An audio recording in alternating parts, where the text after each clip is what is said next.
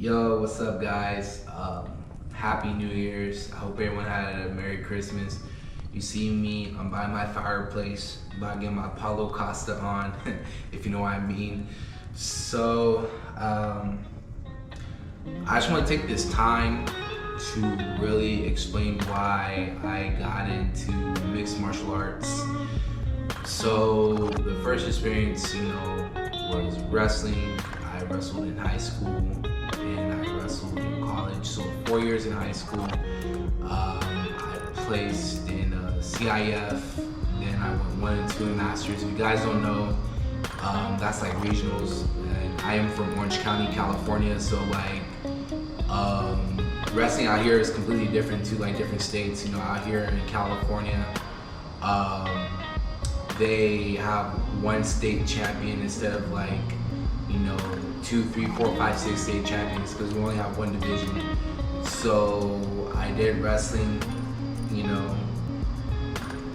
again, 4 years in high school, 2 years in college. The first year I redshirted.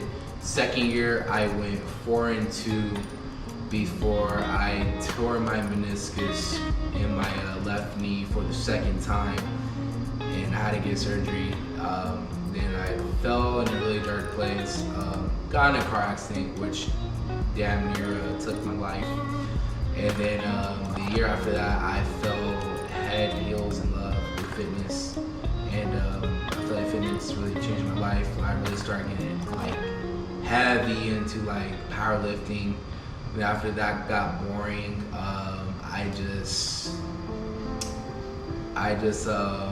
went to more aesthetics, more for endurance, and I fell in love with that too, but it also kind of got boring.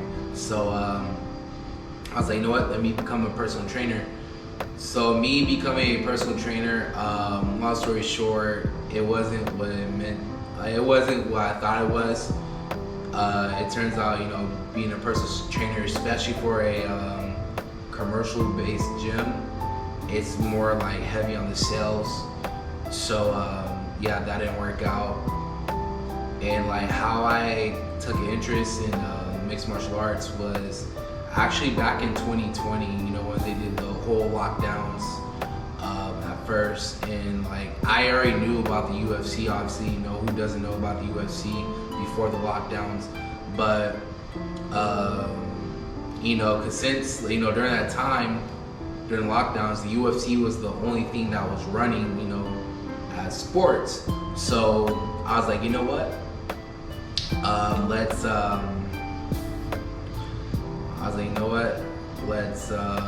look into some UFC events. And I actually started getting intrigued by it.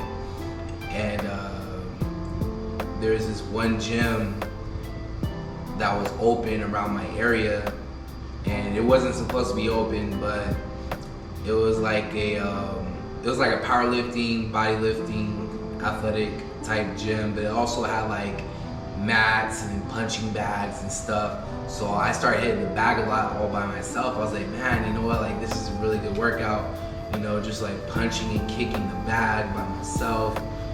And I guess the head instructor of that area kind of took an interest in me. He wanted me to join, but at the time I was like, nah, I'm good, whatever. I'm still doing my own thing. And around this time, with the whole shutdowns and everything, I was around 283 pounds, DoorDash and EDD.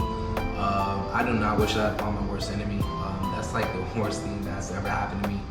But so after the whole shutdowns were down, and I signed up to Fitness, and I was hitting the bags a lot, and I was obviously lifting heavy weights too. So one of the guys was like, hey, you know what, you should check out HicksMMA. And I didn't even know what HicksMMA was. So I checked it out and did my research. It was ran by a master, Rafael Cordero, and I took a free class. It was a jiu-jitsu class, actually. Everyone had the gi, and I didn't. But I told them, you know what, hey, I have wrestling experience. So they allowed me to roll with purple belts, blue belts, purple and blue belts, right? And So it's crazy because I hit this ankle pick, nice ankle pick on a purple belt. He was also the Muay Thai, the head Muay Thai coach at HicksMMA. So when I hit the ankle pick, and mind you, I don't know nothing about jiu-jitsu in any way, shape, or form. So I climbed right up into his guard. He caught me a triangle choke. I still remember that to this day. Looking back at it, you know, I still laugh. I'm like, man, that's crazy. But so I took another free session, and it was a Muay Thai. And ever since then, I've been hooked. I was like, you know what, just sign me up.